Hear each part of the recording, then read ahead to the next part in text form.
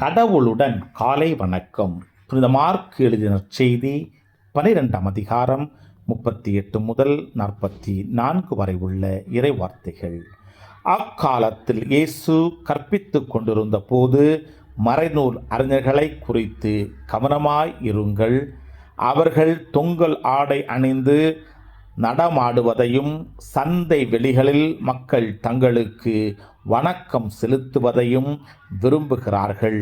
தொழுகை கூடங்களில் முதன்மையான இருக்கைகளையும் விருந்துகளில் முதன்மையான இடங்களையும் பெற விரும்புகிறார்கள். கைம்பெண்களின் வீடுகளை பிடுங்கிக் கொள்கிறார்கள்.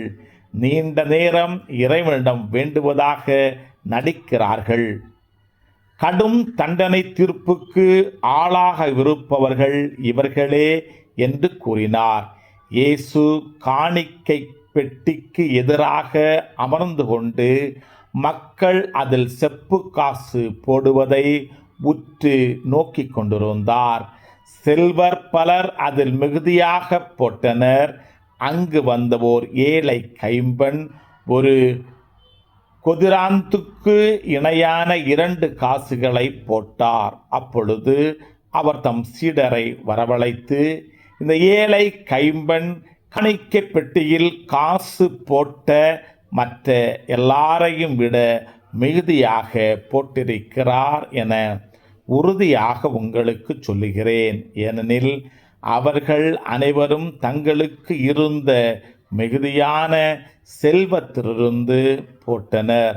இவரோ தமக்கு பற்றாக்குறை இருந்தும் தம்மிடம் இருந்த அனைத்தையுமே, ஏன் தாம் பிழைப்புக்காக வைத்திருந்த எல்லாவற்றையுமே போட்டுவிட்டார் என்று அவர்களிடம் கூறினார். கிறிஸ்துவின் நற்செய்தி. இந்த நாள் இனிய நாளாக அமைய வாழ்த்துக்கள்.